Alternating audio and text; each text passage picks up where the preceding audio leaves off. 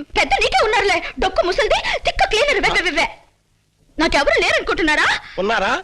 నాకు ఉన్నారు.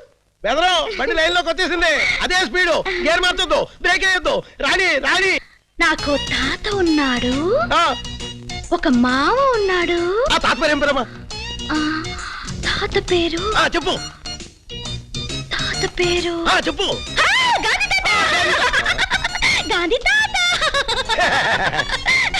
మావ పేరేంటి తల్లి? చందమావ. అప్పుడు రేడియో మావ, టీవీ అన్నయ్య కూడా ఉన్నట్టున్నారు. నీకెలా తెలుసు?